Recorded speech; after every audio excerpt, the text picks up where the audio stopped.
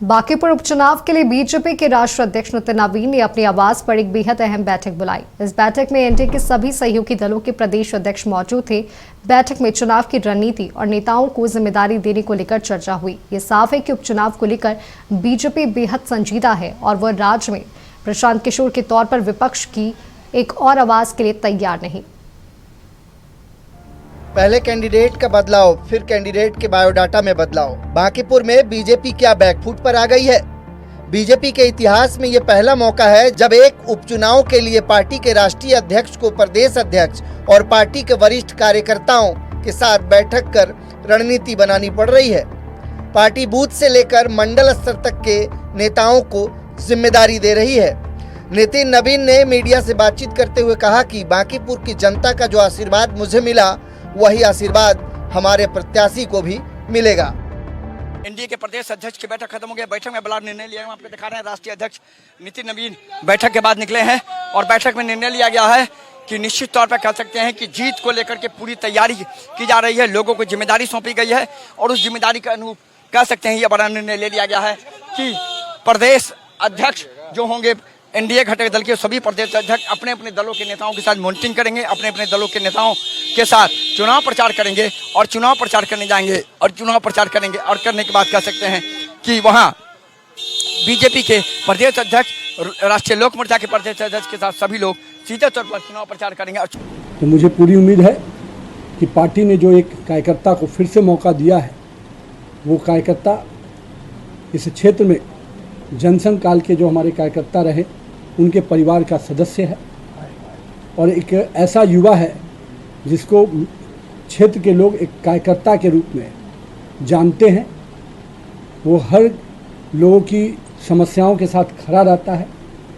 लोगों में कह सकते हैं कि उसकी पहचान बड़ी नहीं है, पर उसका सेवा जिस क्षेत्र में वो काम करता है वो बहुत बड़ा है। मुझे उम्मीद है कि बांकीपुर के लोग का भी वही आशीर्वाद और स्नेह जो मुझे मिला, भारतीय जनता पार्टी को मिला, वो स्नेह और आशीर्वाद नीरज सिन्हा को भी पूरी तरह से मिलेगा। बिल्कुल रणनीति बन गई है और सभी एनडीए जो है एक एक कार्यकर्ता हमारी एनडीए के एकजुट है, नीरज जी के साथ में है और पूरे चुनाव में जो है आप समझ लीजिए कि ये राष्ट्रीय अध्यक्ष जी का सीट है, यहाँ किसी के दाल गलने वाला नहीं है। हमारे राष्ट्रीय अध्यक्ष का सीट रहा मतलब भारतीय जनता पार्टी के, और बिहार के लिए गौरव की बात है कि बिहार से और बांकीपुर के लाल और बांकीपुर के मतलब बेटा सबसे बड़ी विश्व की सबसे बड़ी पार्टी के राष्ट्रीय अध्यक्ष हैं। ये गौरव की बात है। उस सीट पे कहीं किसी के लिए लड़ाई की नहीं होगी, वो नितिन नवीन जी की सीट है। अरे भूंकार भरने दी, देखिए कौन क्या भर रहा है उससे क्या मतलब है। लेकिन मैं आपको बता दूं बांकीपुर में कोई लड़ाई नहीं है, एनडीए एक तरफा विजय लेगा। बांकीपुर में सबसे बड़ी आबादी कायस्थ वोटरों की है। यही वजह है कि पार्टी ने इसी समुदाय से नीरज सिन्हा को टिकट से नवाजा है। लेकिन कायस्थों के बराबर ही ओबीसी वोट बैंक भी यहां पर अहम है, जो 2005 से अब तक नीतीश कुमार को अपना मसीहा मानता आया है। आरजेडी ने वैश्य कार्ड खेलकर उपचुनाव को ज्यादा रोमांचक बना दिया है। फिर भी बांकीपुर से बीजेपी कैंडिडेट नीरज सिन्हा का कहना है कि उन्हें नितिन नवीन का साथ हासिल है, इसलिए उन्हें किसी बात की चिंता नहीं। मैं बूथ लेवल का कार्यकर्ता रहा हूं, अब मंडल अध्यक्ष रहा हूं, मैंने चुनाव भी लड़वाया है। आज पार्टी ने शीर्ष नेतृत्व और प्रदेश अध्यक्ष, राष्ट्रीय नेतृत्व और प्रदेश नेतृत्व में मुझे जो दायित्व दिए मंडल अध्यक्ष को, मैंने चुनाव लड़वाया है और मैंने नितिन भैया को ही चुनाव लड़वाया। विधायक के जीते हैं बांकीपुर से, उनके लिए मैंने सेवा किया, उनके लिए कार्य किया। उनके द्वारा जो सिखाया गया जो कार्य है, मैंने कार्य कर करके उनको आज राष्ट्रीय अध्यक्ष बने हैं हम लोग के, और काम करते हुए मैंने उनको आगे बढ़ाया है। उसी प्रकार से जब मैं मंडल अध्यक्ष हूँ, मैं कार्य किया हूँ, बूथ पर चुनाव में किया हूँ, तो मैं खुद लड़ रहा हूँ, तो मुझे कोई इस तरह से नहीं, मैं निश्चित जीत है। कार्यकर्ताओं की शक्ति और प्रदेश शीर्ष नेतृत्व का जो मेरा विश्वास है। बीजेपी ने जो मुझे मौका दिया है सम्मान करने में, तो कल्पना भी नहीं किया था कि मुझे मिलेगा। अब बात बांकीपुर के सबसे ज्यादा पढ़े लिखे सबसे अमीर कैंडिडेट प्रशांत किशोर की। हलफनामे के मुताबिक प्रशांत किशोर के पास पीजी की डिग्री है। उनके पास लगभग 198 करोड़ की संपत्ति है। प्रशांत किशोर के नाम करीब 96 करोड़ की संपत्ति है, जबकि उनकी पत्नी डॉक्टर जानवी दास के पास 112 करोड़ की संपत्ति है।